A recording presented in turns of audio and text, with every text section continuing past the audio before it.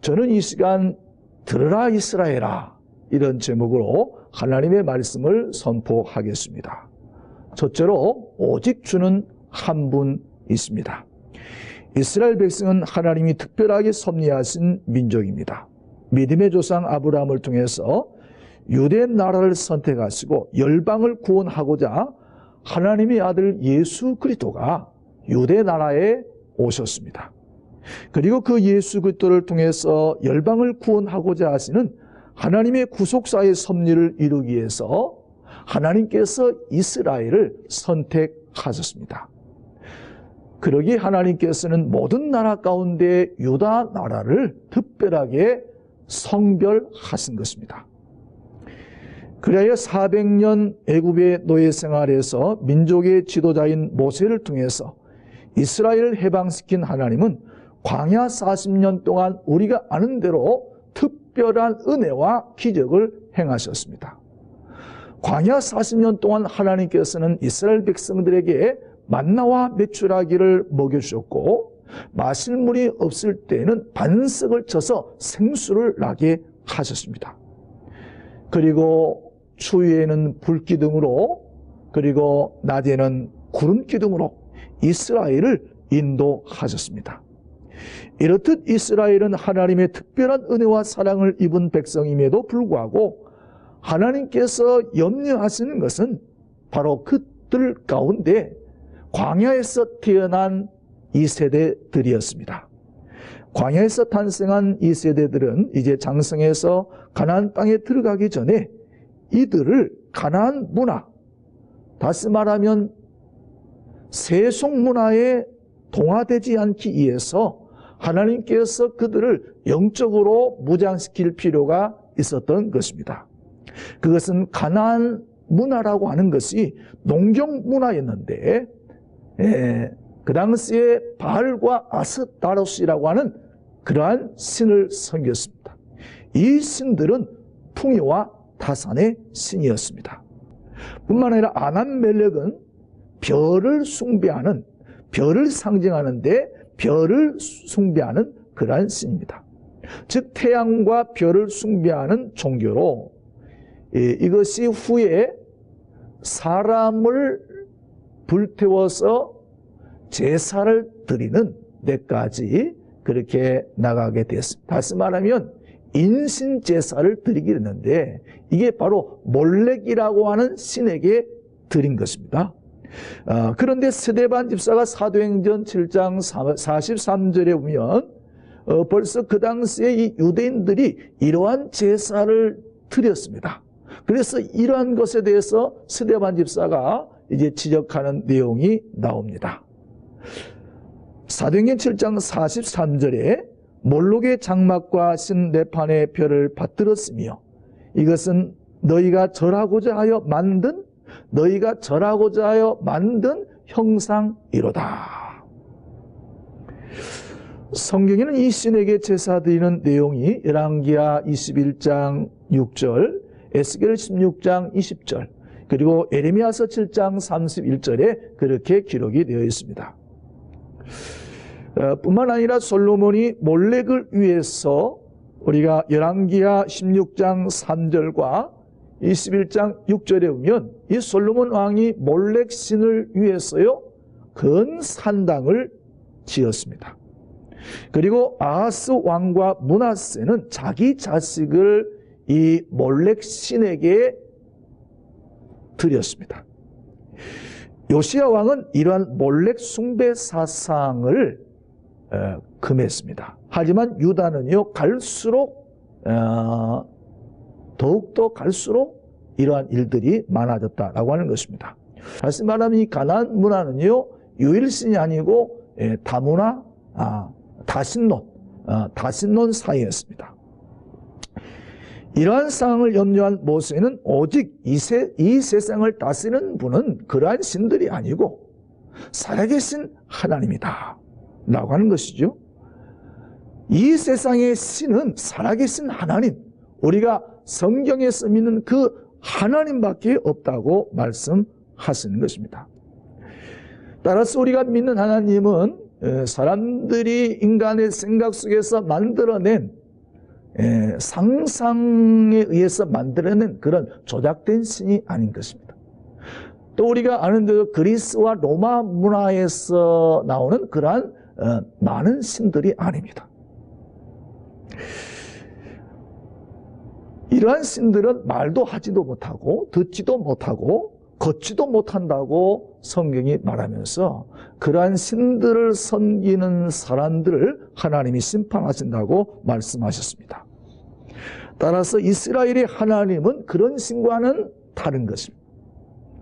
그러한 인간이 조작해낸 그런 신과는 전혀 다른 바로 이 세상을 만드시고 이 세상을 주관하시고 이 세상의 역사와 이 세상의 모든 것을 주장하시는 창조주 하나님이시라는 것입니다. 그래서 그 하나님께서 홍해를 건너게 하시고 광야를 지나게 하시고 마침내 이스라엘을 가나안 땅에 이르게 하신 역사의 주인이시라는 것입니다. 바울은 고린도전서 8장 5절에서 6절에서 고린도 교회에게 그 당시에 많은 신과 많은 주가 있다고 고백했습니다. 하지만 진정한 신은 한 분 하나님밖에 없음을 고백하고 있습니다. 고린도전서 8장 5절과 6절 말씀을 우리 같이 한번 보겠습니다.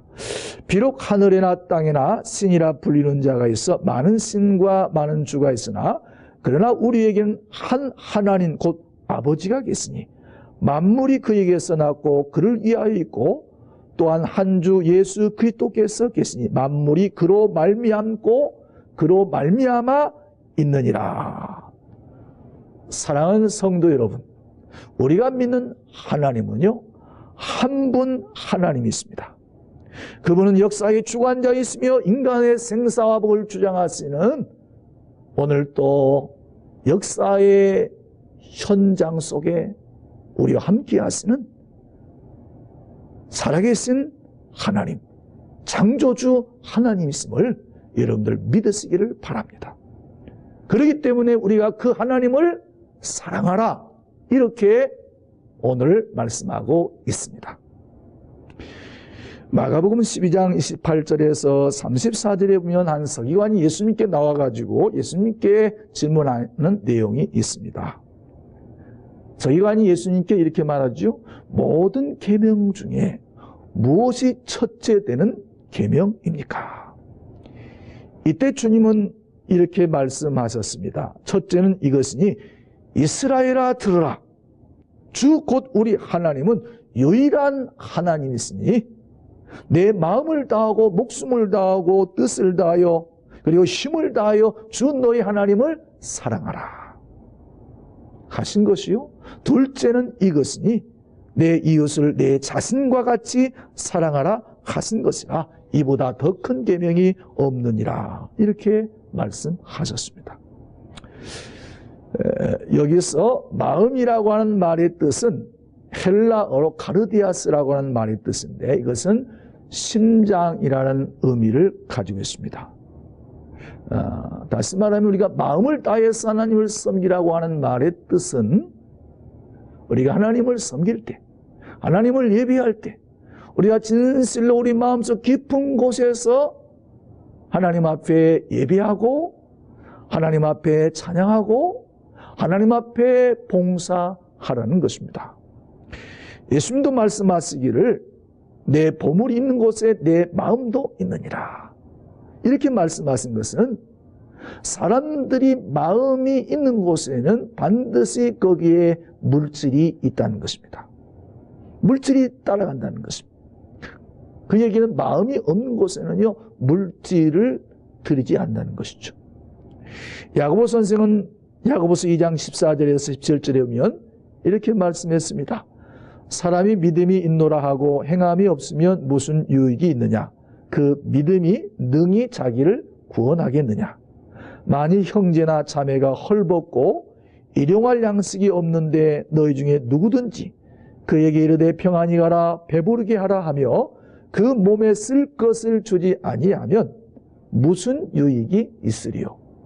이같이 행함이 없는 믿음은 죽은 믿음이니라. 죽은 믿음이니라. 한마디로 말하면 우리가 마음이 있으면 거기에 물질도 따라가고 그리고 행함이 따라온다는 것입니다. 둘째로 예수님께서 하신 말씀은 목숨을 다하여서 이렇게 표현하셨습니다. 목숨이라는 말의 뜻은 헬라어로 푸시케스라는 말인데 우리말로는 혼, 영어는 soul 이런 뜻입니다. 우리가 이런 말 있지 않습니까? 혼신의 힘을 다해서 우리가 경주한다. 이런 말 이해하시죠? 혼신의 힘을 다해서.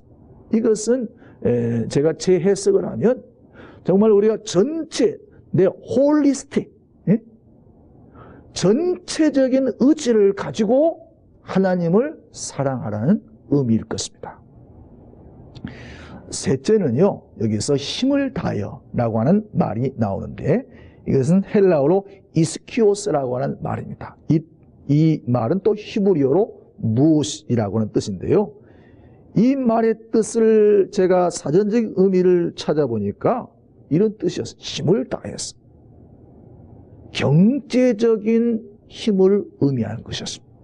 경제적인 여력이 있는 한, 내가 경제적인 여력이 있는 한도 내에서 힘을 다해서 하나님을 섬겨야 된다는 것입니다. 그래서 우리가 구약 성경에 보게 되어지면 하나님 앞에 제사를 드리러 나올 때 하나님께서 빈손으로 나오지 말라 분명히 말씀하셨죠. 그래서 보통 사람들은 양이나 염소 이렇게 가지고 나와요. 그보다 좀 가난한 사람은요, 비둘기를 2마리, 산비둘기, 집비둘기 이렇게 가지고 나와요. 아주 없는 사람은 어떻게 합니까? 요즘 말로 얘기하면 전을 부쳐가지고 밀가루 반죽으로 해서 전을 맛있게 부쳐가지고 그것이라도 하나님 앞에 가져오라 이렇게 말씀을 하셨습니다. 여러분도 이 말의 뜻을 알겠죠? 우리가 하나님을 공경한다고 하는 것은요, 그냥 말로만 립서비스에 써가지고 되는 게 아닌 것입니다. 하나님 앞에 감사의 예물을 드리고 11조 예물을 드리고 힘을 다하여서 우리 하나님을 섬겨야 되는 것입니다. 그럴 때 하나님께서 우리를 축복해 주십니다.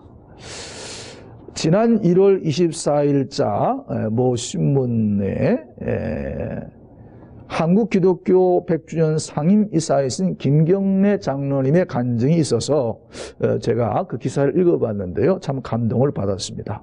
이분은 1953년 부산에서 상경해가지고 서울의 흥창교회에 다녔습니다. 그 당시에 그 교회 목사님이 명신익 목사님이었는데 그분은 이 주먹을 쓰는 사람이었습니다. 그런데 이분이 우리나라의 유명한 주기철 목사님의 설교를 듣고 감동을 받아가지고 이분이 회개해서 완전히 새 사람이 되었어. 그래서 목사의 길로 접어들었습니다. 그리고 이분이 이제 교회를 지키기 시작했습니다. 그런데 교회를 짓다가 이제 성도들이 그 당시만 해도 생활이 어렵지 않겠습니까? 그래서 이 목사님이 교회를 완성하는데 아마 사채돈을 아마 쓰게 된 것 같습니다. 이 교회는 완성되었는데 교회 완성되고 예배가 끝나게 되어지면 어디서 왔는지 사람들이 다 하나님 앞에 드린 헌금을 갖다가 다 정리해서 그 사람들이 가져가는 것입니다. 그래서 이분 마음이 이 김경래 이 장로님이 그 당시에 젊었을 때인데 무슨 일이 있어도 내가 이 하나님의 교회만은 내가 지켜야 되겠다 이런 마음을 먹고 기도하는 중에 하나님께서 감동을 줘가지고 서울의 청운동에 2층 집이 있었는데 그 집을 팔기로 결심하고 자기 부인에게 가서 그 이야기를 했더니 부인도 스스럼 없이 그럽시다 그렇게 얘기하더라는 것입니다. 그래서 그 집을 처분한 결과 부동산에 내놨더니 하루 만에 그 집이 팔렸답니다. 그 팔린 돈이 300만 원이에요. 그 당시에. 그 돈을 가지고 목사님한테 갔는데 그 당시에 교회 빚이 270만 원이었다고 합니다. 그래서 270만 원을 가지고 그 목사님은 가서 여차저차해서 이렇게 우리 집을 팔아서 하나님께 드립니다. 그랬더니 그 목사님이 아주 완강하게 거부하더라는 것이었습니다. 그렇지만 다시 설득해서 말씀드렸더니 그러면 제가 이것으로 교회 빚을 갚겠습니다. 그렇게 말씀해서 교회 빚이 다 정상이 되어지고, 대신 이 김경래 장로님이 제가 집이 없기 때문에 교회 지하실에 가서 한 2년 동안만 제가 생활하도록 그렇게 허락해 주십시오. 그래서 교회 지하실에서 그 당시에 장로님 한 분하고 자기 자녀가 5명이었고, 그리고 자기 2내니까 8식구죠. 8식구들이 2년 가까이를 그 교회 지하실에서 생활했답니다. 그 당시에 이분이 경향신문 정치부 기자였는데 그 소문이 이 장안에 퍼져가지고 경향신문 정치부 기자가 교회에서 더부살이하더라, 이런 말이 퍼졌다는 것이에요. 그래서 그 당시에 국회의원 보좌관 했던 이런 사람들이 이 선물을 가지고 와서 그 집을 찾지를 못하고 되돌아간 적이 몇 번씩 있었다고 합니다. 그런데 거기에서 2년여 동안 생활하는 동안에 한번 어느 분한테 전혀 알지도 못하는 사람한테 전화가 왔다는 거예요. 그 전화를 얘기를 들어보니까 자기는 영락교회 집사님인데, 제가 집사님에 대한 이야기를 들었습니다. 저는 대한항공 직원인데 이제 곧 있으면 뉴욕에 출항해서 뉴욕에 지점이 생겨서 제가 거기 지점장으로 발령 가게 되어서 제가 살고 있는 그 집이 한 채가 있는데 그 집을 이제 팔 때까지 사용해 주시기를 바랍니다. 그렇게 얘기를 하더라는 것입니다. 그래서 이분이 그 당시에 자녀가 한 명이 더 생겨가지고 8명이 아니 자녀가 그러니까 6명 그래서 그 집에 갔는데 그 집이 250평방미터니까 한 상당히 큰 집이죠. 그래서 그 집에 들어가서 한 10개월쯤 되었을 때 그 집이 팔렸답니다. 그래서 그 당시에 팔아서 판값이 600만 원이었는데 그 당시에는 이제 그 뭡니까 송금, 이 외환관리법, 이 송금 문제가 상당히 까다로워서 일시불로 이걸 송금할 수가 없어가지고 이제 150만 원 정도 송금했을 당시에 그 집주인 로부터 전화가 왔답니다. 무슨 전화냐면 더 이상 송금하지 마세요. 그리고 나머지 450만 원은 집사님이 마음대로 쓰시기 바랍니다. 깜짝 놀랐답니다. 아니 제가 어떻게 그 큰 돈을 받을 수가 있습니까? 그랬더니 그분 말씀이 자기도 어려울 때 교회에서 제가 도움을 받았습니다. 그러면서 교회를 위해서 헌신한 집사님을 주님이 주시는 것이라고 생각하면 안 되겠습니까? 이렇게 말하고 전화를 끊더라는 것입니다. 자신이 살던 집을 팔아서 하나님 앞에 바친 돈이 270만 원인데 그로부터 3년 뒤에 아무 이유 없이 자신에게 주어진 돈이 450만 원이었습니다. 그때 이분은 깨달았다고 합니다. 그는 이 일로 인해서 교회 일이나 또 교계 일이나 또 세상 일을 하면서 내 부족한 지혜로 계산하는 것보다 하나님의 뜻이 어디 있는지 먼저 헤아리게 되었다라고 하는 것입니다. 한 분이신 하나님을 섬기는 데 있어서 중요한 것은 마음과 전체적인 의지를 다하여서 그리고 경제적인 힘을 다하여서 하나님을 사랑하라는 것입니다. 이렇게 말씀하신 이유는 가나안 땅에 들어가면 가나안 종교인 바알과 아세라신을 섬기고 그것들에 빠져서 가나안 문화, 다시 말하면 세속 문화에 동화되어서 야훼 하나님에 대한 신앙을 잃어버리고 하나님의 백성으로서의 정체성을 잃지 않도록 하기 위함이었습니다. 셋째로 자녀들에게 부지런히 말하고 가르치고 손목에 매도록 하라는 것입니다. 하나님께서는 이스라엘을 가나안 문화에 동화되지 않고 세소가 되지 않도록 하기 위해서 하나님의 말씀을 제시했습니다. 하나님을 사랑하는 방법이 여러 가지가 있지만 하나님의 말씀을 사랑하는 것이야말로 하나님을 사랑하는 것입니다. 오늘 말씀해 보니까 하나님의 말씀을 마음에 새기라고 했습니다. 여러분들 늘 하나님의 말씀이 우리 마음에 있도록 마음의 중심에 있게 해야 하는 것입니다. 하나님의 말씀이 내 삶의 중심에 있지 않고서 내가 어떻게 올바른 신앙생활을 할 수가 있으며 어떻게 우리가 자녀들에게 하나님의 말씀을 가르칠 수가 있겠습니까? 제가 영어 성경에 보니까 이 영어 성경에는요, 이 세 가지로 나와 있더라고요. 어떻게 나와 있냐, 이 구절이. talk, 말하다. 그 다음에 teach, 가르치다. 셋째, 넥타이처럼 매라. 그러니까 하나님 말씀을 자녀들에게 부지런히 말하라는 것입니다. 어떻게? 우리가 믿는 하나님은 다른 신과는 다른 하나님이다. 우리가 믿는 창조주 하나님이시고 살아계신 하나님이시며 우리의 삶 속에 같이 계신다. 그렇게 말하는 것입니다. 그리고 그 하나님만을 사랑해야 된다. 그렇게 말하는 것입니다. 자꾸 말하는 것입니다. 자녀들에게 자꾸 말하고 그리고 하나님 말씀을 잘 설명을 잘 해서 잘 가르치라는 것입니다. 그리고 그들이 하나님 말씀을 맺도록 하라는 것입니다. 여러분들 로마서 10장 17절에 보니까 바울은 이렇게 말했습니다. 믿음은 들음에서 나며 들음은 그리스도의 말씀으로 말미암느니라. 종합은요, 야훼는 대화 복종을 통해서 나타난다. 간단히 말해서 야훼는 보여지는 분이 아니고 들려지는 분이다. 이렇게 말했습니다. 여러분들 이 세상에는 두 개의 종교가 있습니다. 하나는 보여지는 종교. 그 종교는 보여져야 되기 때문에 뭡니까? 건물을 크게 짓습니다. 우상을 거기다 들여놓기 때문에 크게 짓습니다. 그러나 기독교는 보여지는 종교가 아니고 들려지는 종교인 것입니다. 들려지는 종교는요, 우상이 필요 없기 때문에 신상을 안치할 수 없기 때문에 신상 형상을 만들 필요 없기 때문에 여러분들 거칠이 하지 않습니다. 그런데 오늘날 교회가 너무나 거칠을 많이 하는 것 같지 않습니까? 여러분들 중요한 것은 하나님과 우리와의 관계에 있어서 가장 중요한 것은 하나님께서 말씀하시면 성도들은 들어야 된다는 것입니다.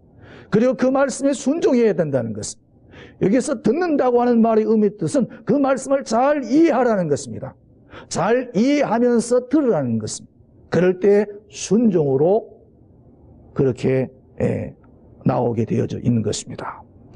종교개혁자인 루터는 하나님의 백성은 하나님의 말씀 없이 존재할 수 없다 그랬습니다. 칼빈은 하나님의 말씀이 순전히 전파되고 경청되는 곳, 또 그리스도께서 제정하신 대로 성례가 시행되는 곳에는 하나님의 교회가 존재한다 그랬습니다. 이 말의 뜻은 하나님이 말씀하실 때 우리는 반드시 응답하여야 하며 하나님의 말씀에 응답하는 것이 바로 하나님의 말씀을 잘 듣는 것입니다. 무엇보다도 하나님 말씀을 듣고 응답할 때 하나님의 말씀이 하나님의 말씀으로 들려지게 되어지는 것입니다. 하나님의 말씀에 순종하고 하나님 말씀에 따를 때 우리의 삶이 형통하게 되어지는 것입니다. 그래서 이스라엘 백성들은 여러분 우리가 아는 대로 하나님 말씀을 좀 매주자가 있습니다. 그래서 이스라엘에 가면 호텔이랄지 가정집에 우리처럼 문패 매주자가 있습니다. 그 다음에 여러분들 아는 것처럼 뭡니까? 이 손에다가 또 여러분들 테필린이라고 하는 것을 붙여가지고 그들이 통곡을 배합해서 앞뒤로 흔들면서 여러분들 하나님 말씀을 암송하는 것을 우리가 볼 수가 있습니다. 수천 년이 지났지만 이스라엘 백성은 지금도 이것을 하나님 말씀을 마음에 새기고 그들의 자녀에게 여러분들을 전수해서 오늘날도 지켜주고 있습니다. 그렇기 때문에 하나님께서 세계에 뛰어난 민족으로 만드시고 세계에서 가장 노벨상을 많이 탄 나라가 유태인인 것입니다. 결국 하나님께서 이렇게 명령하신 것은 하나님께서 유대 민족에게 복을 주기 위함인 것입니다. 신명기 4장 40절에 오늘 내가 내게 명령하는 여호와의 규례와 명령을 지키라. 너와 내 후손이 복을 받아 내 하나님 여호와께서 내게 주시는 땅에서 한없이 오래 살리라. 우리는 우리 자녀들이 어렸을 때부터 하나님 말씀을 존중하고 사랑하도록 말하고 가르쳐야 하는 것입니다. 그래서 우리의 자녀들이 하나님 말씀에 순종하고 하나님의 뜻을 따라 살아 하나님의 복을 받도록 해야 할 것입니다. 사랑하는 성도 여러분, 새해에는 하나님 말씀을 잘 들을 수 있게 되기를 바랍니다. 그래서 하나님 말씀에 순종함으로 하나님께서 우리에게 주시는 하나님의 축복을 받는 저와 여러분들이 되시기를 바랍니다.